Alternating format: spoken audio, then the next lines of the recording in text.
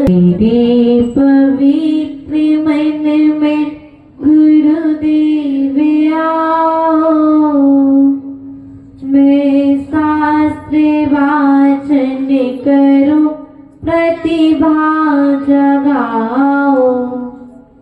अरहंत भासित सभी श्रुत देवताओं,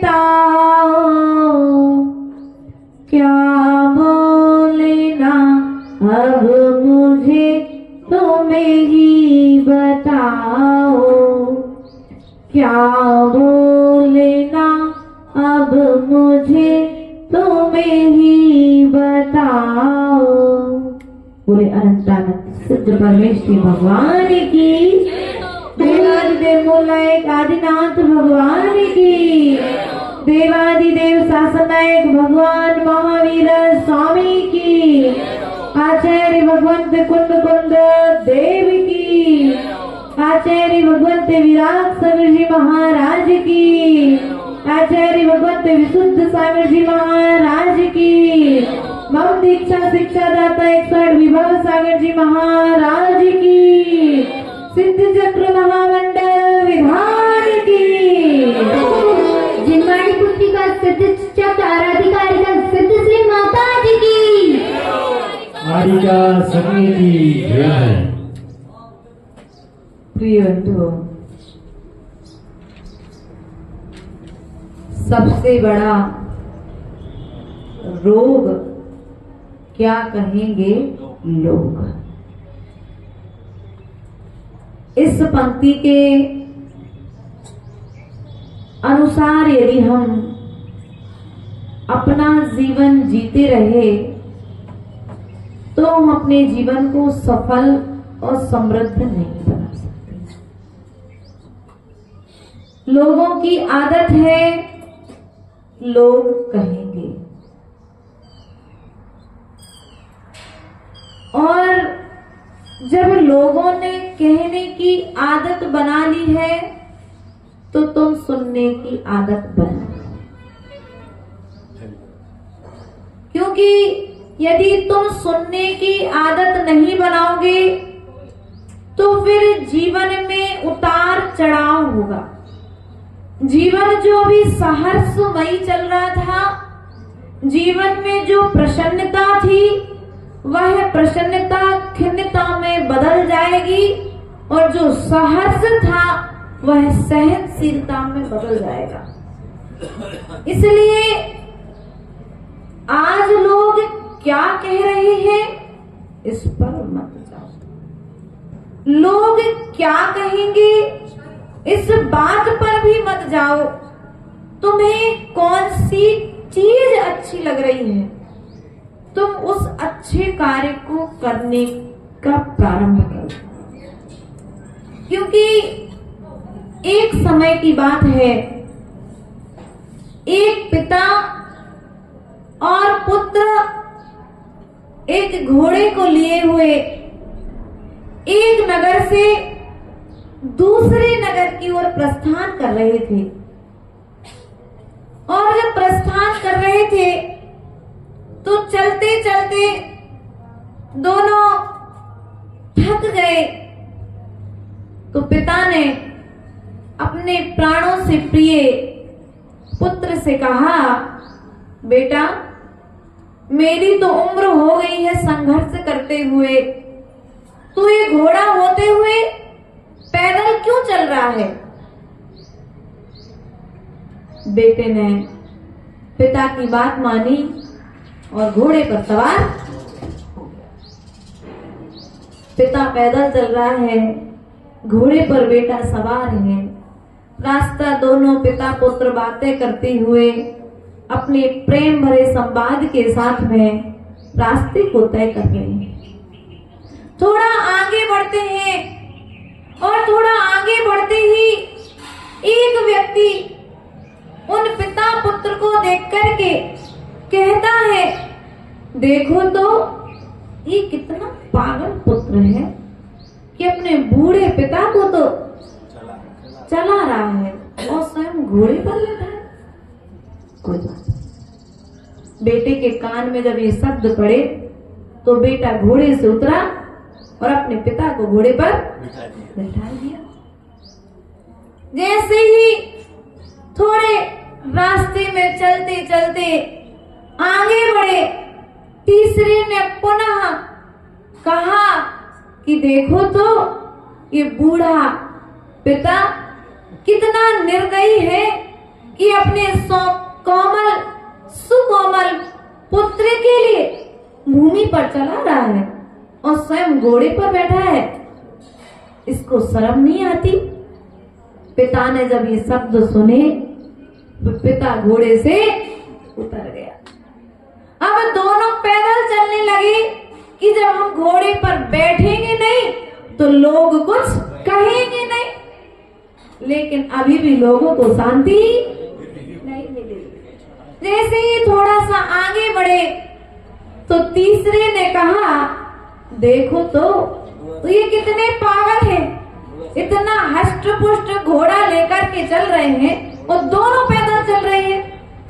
तो दोनों ने विचार किया, एक काम करो, दोनों घोड़े पर। अब चलते चलते उस शब्दों को सुनकर के पिता और पुत्र दोनों घोड़े पर बैठ गए।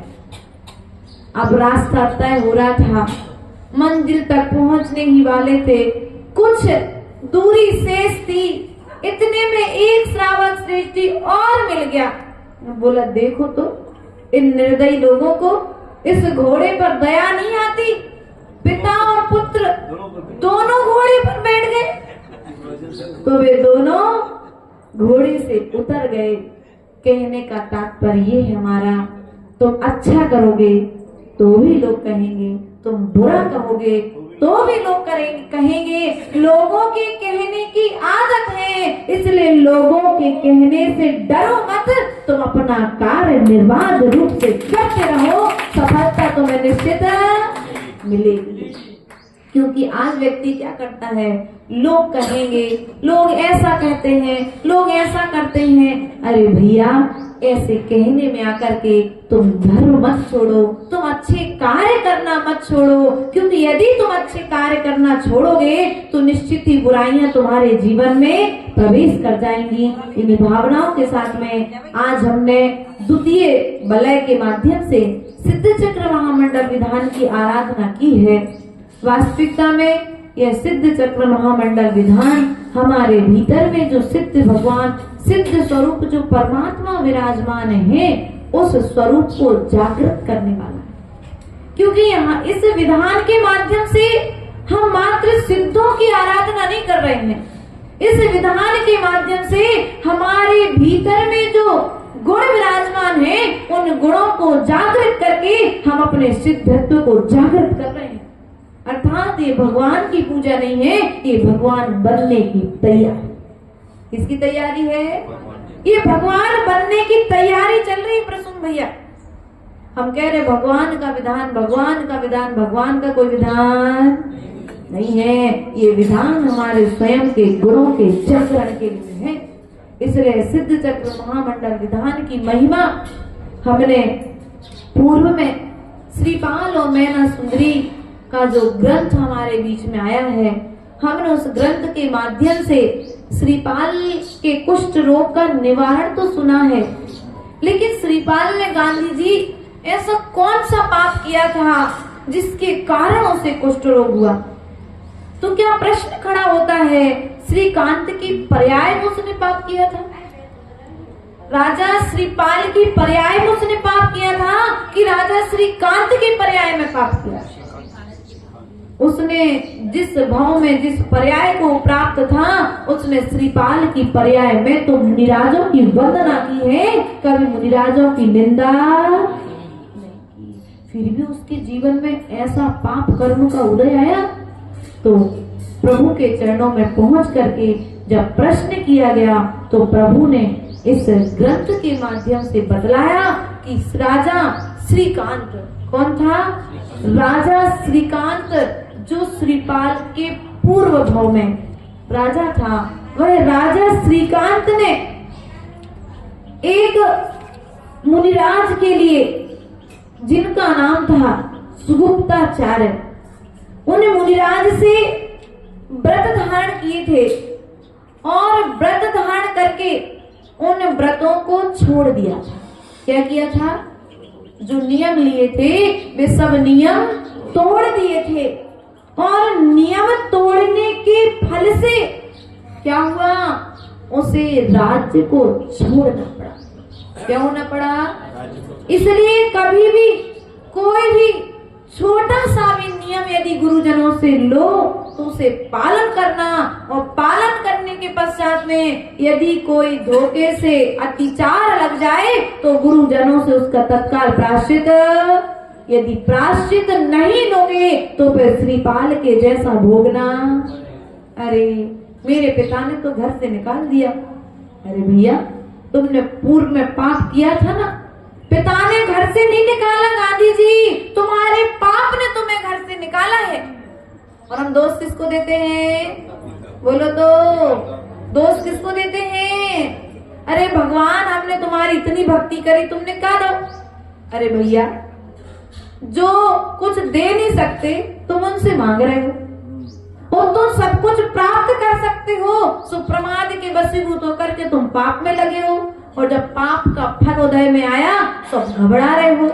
इसलिए डरने की जरूरत, बस इतना समता भाव रखो कि ये मेरा ही कर्म का उदय है जो आज उदय में आया है, और एक बार जो उदय में आया है फिर द्वारा उदय में आने वाला, बस ये कर्म का उदय जाने के लिए आया है, ठहरने के लिए नहीं आया है। उस श्रीकांत ने नियम लेकर के तोड़ा था, इसलिए उसे राज्य से भ्रष्ट होना पड़ा। इसलिए कभी भी गुरुजनों से नियम लो, छोटा लो या बड़ा लो, लेकिन कभी भी नियम को तोड़ना नहीं। अगले क्रम पर हम धीरे धीरे जो 5 घटनाएं श्रीकांत की पर्याय में श्रीकांत के जीवन में हुई थी, उन घटनाओं पर हम चर्चा करते रहेंगे। बोले भगवान महावीर स्वामी की जय।